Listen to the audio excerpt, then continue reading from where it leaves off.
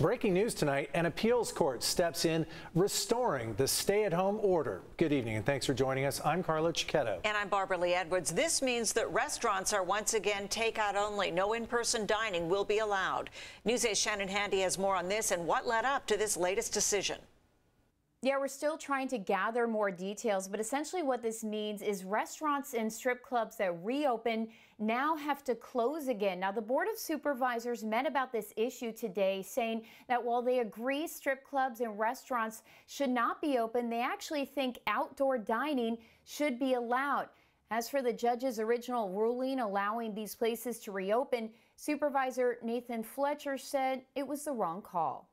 And his ruling, which is convoluted and murky and unclear. Before Friday's emergency Board of Supervisors meeting, Nathan Fletcher took to social media to explain why he's concerned about a judge's decision to allow both strip clubs and restaurants in San Diego County to reopen. We can't ignore the realities in front of us. And so many of the people that just advocate open everything, it'll all be fine, none of them have ever said how, when we go from 200 to 300 cases a day to now over 3,000 cases a day, how do you change that trajectory? Will you do it by limiting the mixing of individuals? Fletcher said the judge, who claimed county officials did not provide enough evidence to show the spread of COVID-19 is linked to either setting, got it wrong, adding statistics showing where people contract the virus are unreliable. All of the cases tied to an outbreak represent less than 5% of total cases because it is exceedingly difficult to pinpoint exactly where someone got it. Fletcher cited scientific studies, including one by the CDC. Restaurants or bars are right there. Again, analyzing everything that we've seen, scientific study that tells you that. For now, though, the county has halted all enforcement when it comes to restaurant reopenings. Several have taken advantage by opening both outdoor and indoor, which is allowed per the judge's ruling. While some board members like Jim Desmond have applauded the move, Fletcher worries the longer this goes on, the worse things will get. It's not out of a willful disregard for people's desire to make a living. It is out of a desire to protect our community. Shannon Handy reporting.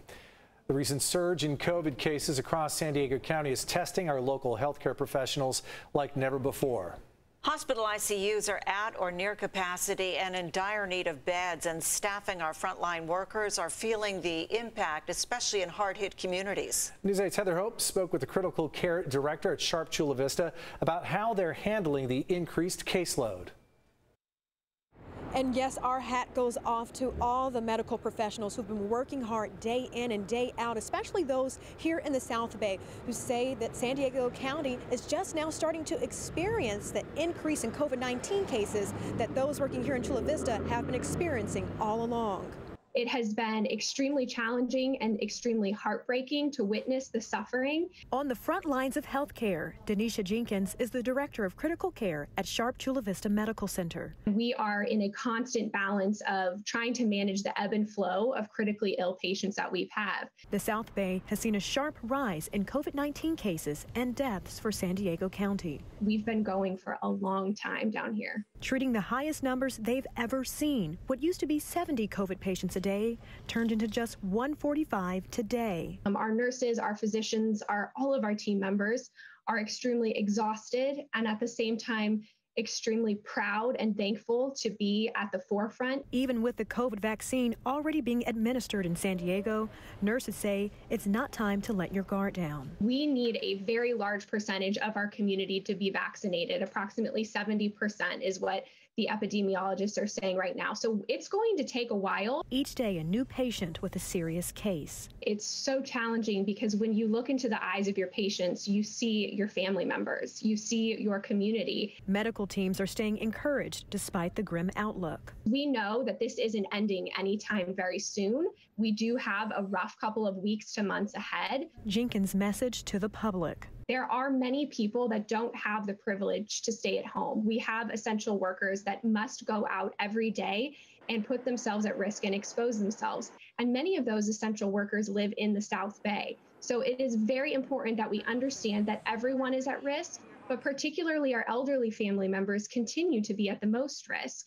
And we need to do what we need to do to survive and to take care of one another. Heather Hope, News 8.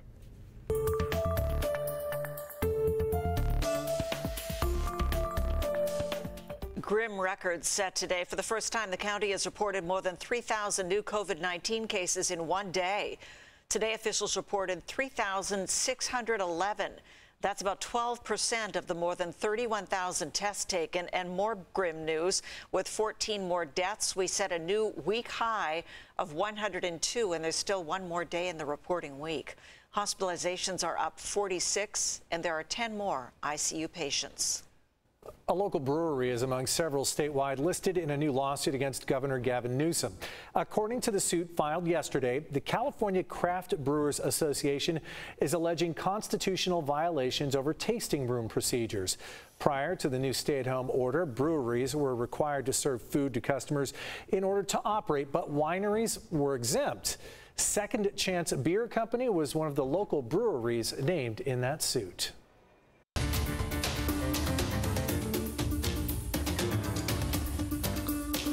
Moderna's COVID-19 vaccine has officially been approved for emergency use in the U.S., and that means as early as next week, 2 vaccines will be available nationwide. The vaccine won unanimous recommendation from an FDA advisory panel yesterday. Today, Vice President Mike Pence received Pfizer's vaccine live on TV as part of an effort to bolster trust in vaccine safety.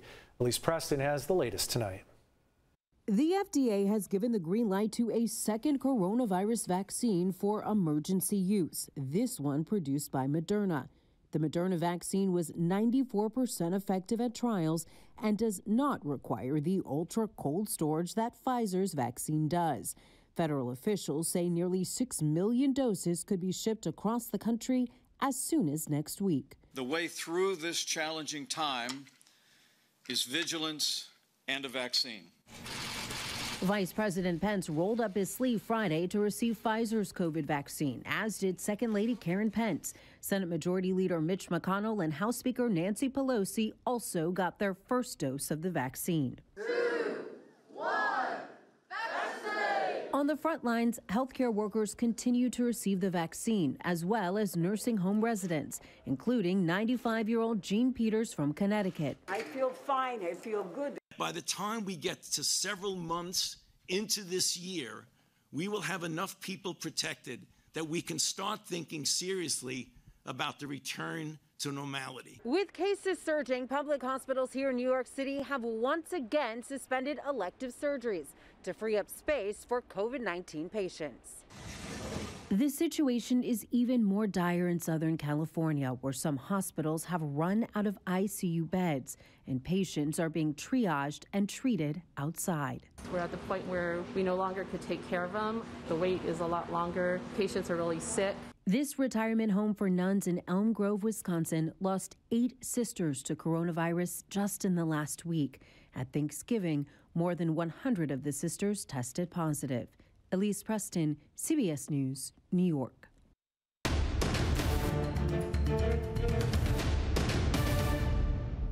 Tonight, Congress has approved a stopgap measure to keep the government funded, but time is running out on a COVID relief and stimulus package. In the meantime, Inauguration Day is just over a month away now, and President-elect Joe Biden added more historic cabinet picks.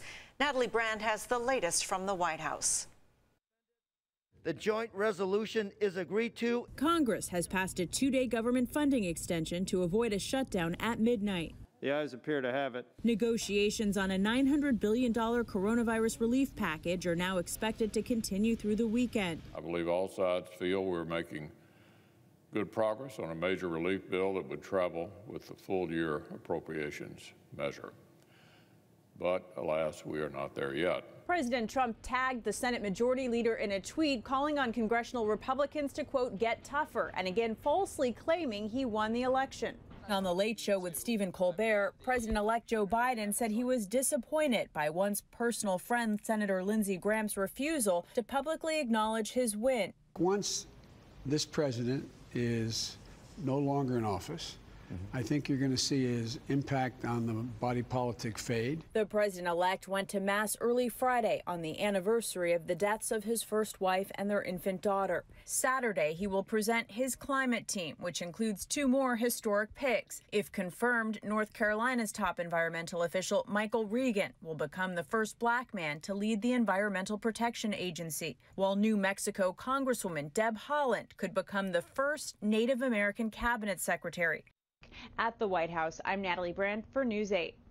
And President-elect Joe Biden and his wife, Dr. Jill Biden, say they will receive their first doses of the coronavirus vaccine on Monday. Vice President-elect Kamala Harris and her husband Doug Emhoff will get their first doses the following week. Los Angeles Mayor Eric Garcetti is taking his hat out of the ring for a possible post in the Biden administration.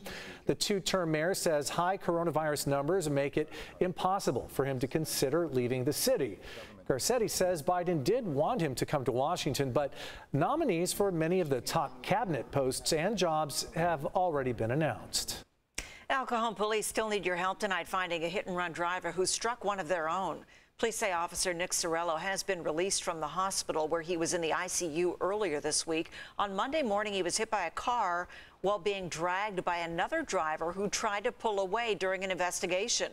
Police are looking for 41-year-old David Pangilinan, who's described as 5'6" with brown hair, brown eyes, weighing about 200 pounds. Anyone with information should call El Cajon police.